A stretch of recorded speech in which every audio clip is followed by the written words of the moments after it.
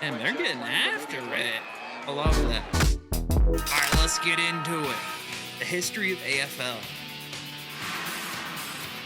I really don't know. I think it started in like 1857.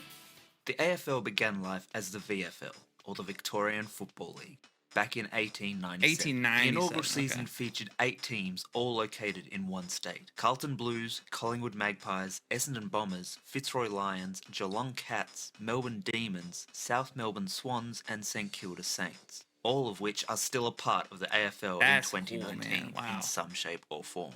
In 1908, the VFL expanded to 10 teams, with Richmond Tigers and University joining the league. While Richmond have gone on to become one of the biggest clubs in the AFL, University left the VFL just 6 years after they entered, finishing last in every season from 1911 to 1914, and losing 51 consecutive games. Oh my God. The VFL expanded again in 1925, with the addition of the Footscray Bulldogs, Hawthorn Hawks, and North Melbourne Kangaroos, taking the total number of teams to 12.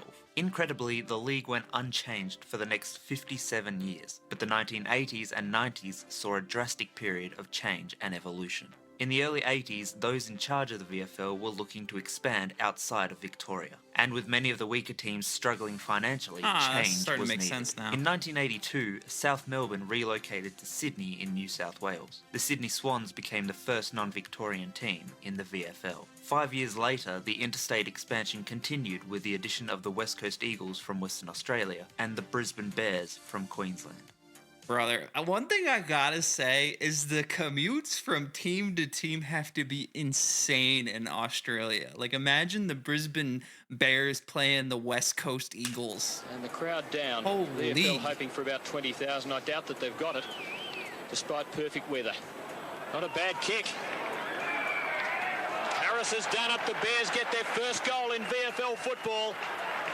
And what a great But when's it start become for them. AFL? With 3 non-Victorian teams now in the league, the VFL changed its name to the AFL, Australian Football League, in 1990 to represent its more national status. Further expansion occurred in 1991, with the first team from South Australia, the Adelaide Crows, joining the AFL. 1992 saw a historic moment, with the West Coast Eagles becoming the first non-Victorian team to win the premiership. The Eagles had been a huge success since their inception in 1987, and as a result, the AFL decided to further expand with a second Western Australian team entering the league in 1995, the Fremantle Dockers. Naturally, a fierce rivalry developed between the two sides. He could well be playing for his footy future.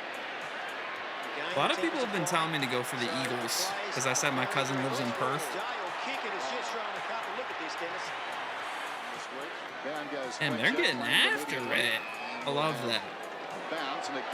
If you subscribe to this channel, you know I love rugby, specifically for the throwdowns. By 1996, many of the smaller Victorian clubs were still struggling financially, and with further expansion on the AFL's agenda, it was decided that a Victorian team must make way. Many possibilities were discussed, including a possible merger between Hawthorn and Melbourne, but this ultimately wouldn't pan out. It became clear the Fitzroy Lions would not be able to continue on its own, and at season's end, they merged with the Brisbane Bears to become the Brisbane Lions. The merger opened the gates for the Port Adelaide Power to join the AFL in 1997, the second team from South Australia following the Adelaide Crows in 1991. Much like the Eagles and Dockers 2 years earlier, a strong rivalry was born between the Crows and Power. The AFL saw no further expansion over the next decade. In the late 2000s, the AFL became interested in the idea of a second Queensland-based team, with the Gold Coast being the desired destination. Serious consideration was given to the idea of relocating North Melbourne to become the Gold Coast Kangaroos. North Melbourne insisted on staying in Victoria, however, so the AFL decided to create an entirely new expansion team, and in 2011, the Gold Coast Suns entered the league. He fumbles, he gets around the opponent and runs in and kicks the first goal in the Gold Coast. So you guys think they'll ever go to New Zealand? Like, you think that'll ever be a thing?